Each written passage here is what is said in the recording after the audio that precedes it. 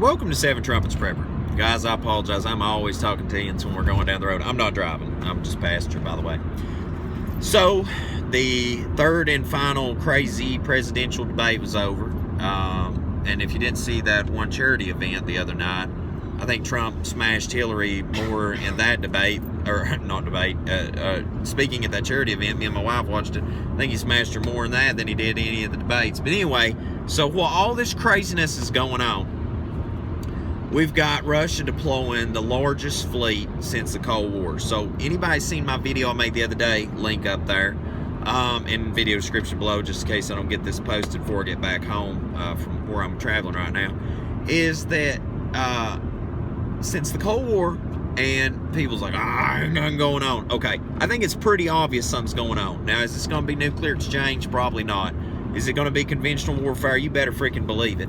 I think there's going to be a lot of throwdown, a lot of fireworks transpire here soon between a lot of nations. Now, continuing on second Esdras, I keep looking at it.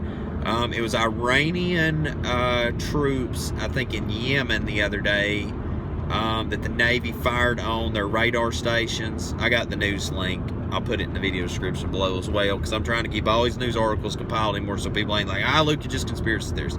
So anyway, that went down the other day. So, we already have, I believe it's Saudi Arabia and Iran, I think, is also intermingled in this, helping funnel the Syrian thing going on. And of course, the U.S.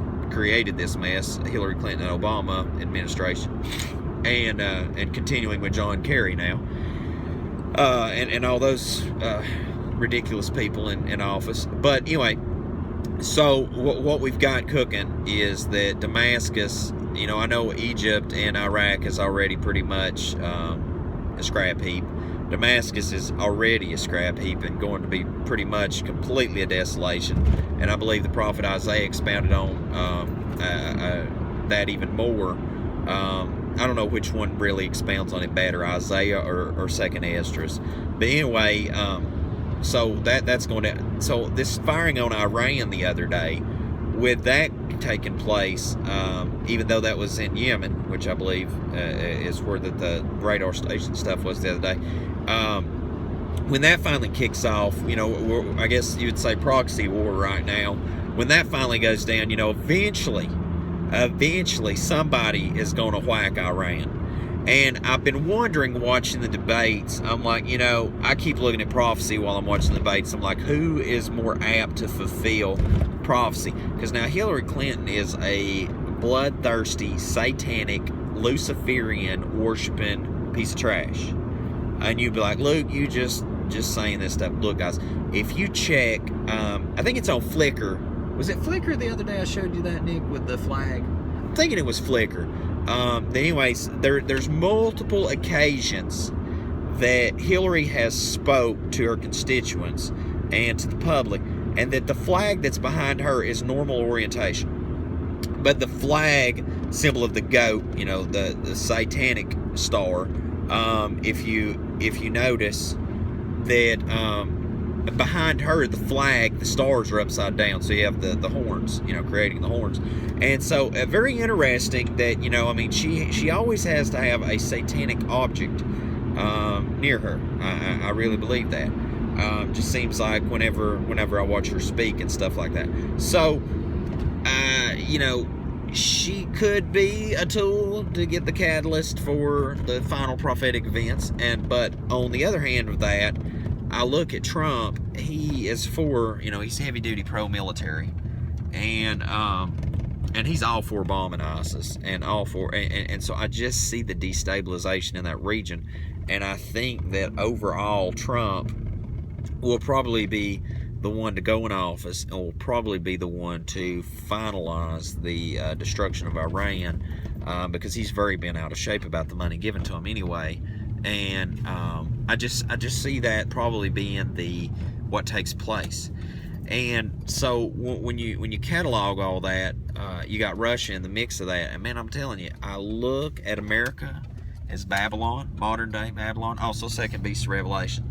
It says that that great millstone cast in the sea, just swiftly Babylon was destroyed, and all the merchants, you know, cried for her because she's gone and everything. And I'm telling you, folks, America, I mean, we whore ourselves out for the bottom dollar anymore. I mean, you know, even Trump's, you know, very well put that out to the people that, you know, our trade deals are terrible. I mean, like, everybody's glad to trade with us because, you know, we're the whore of trade.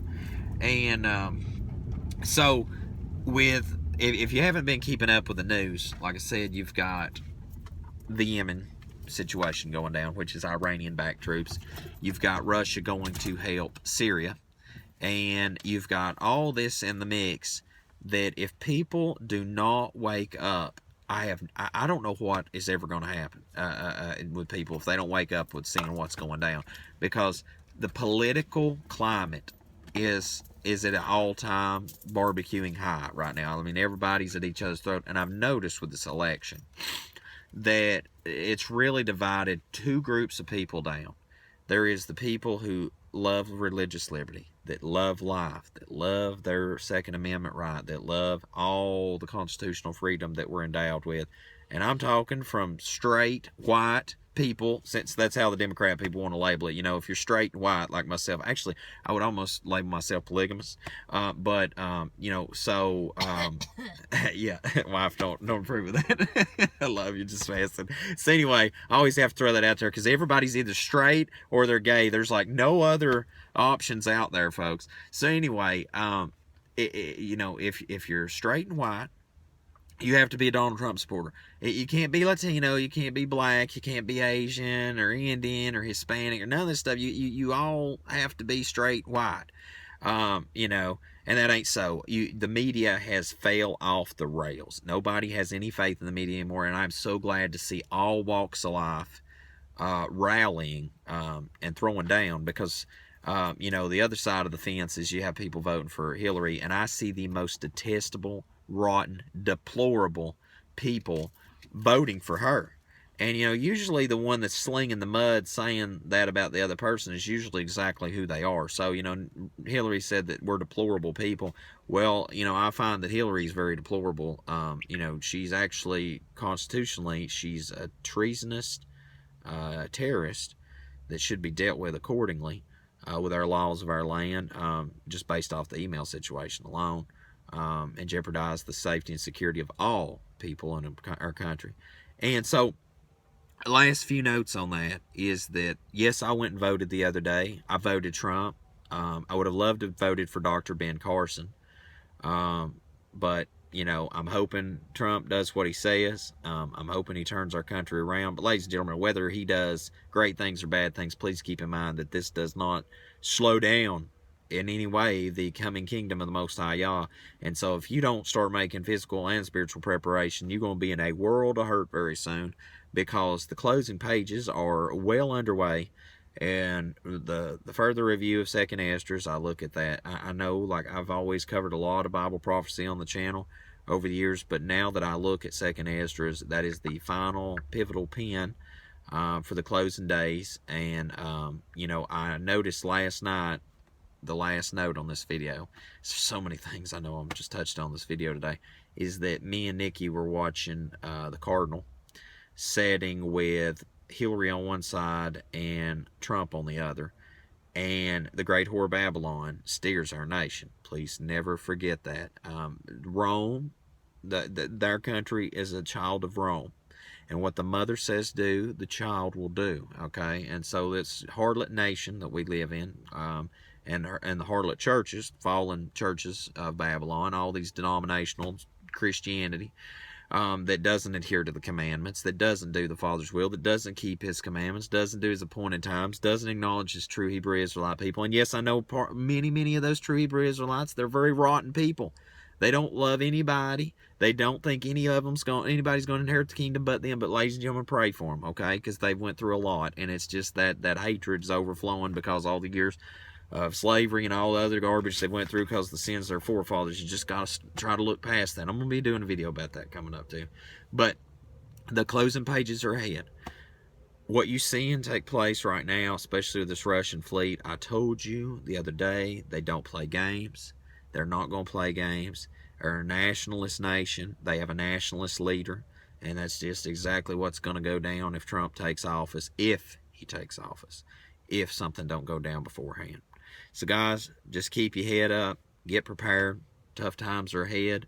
And until we see you again here at Seven Trumpets Prepper Channel, I hope you have a most blessed day in Yahushua's name.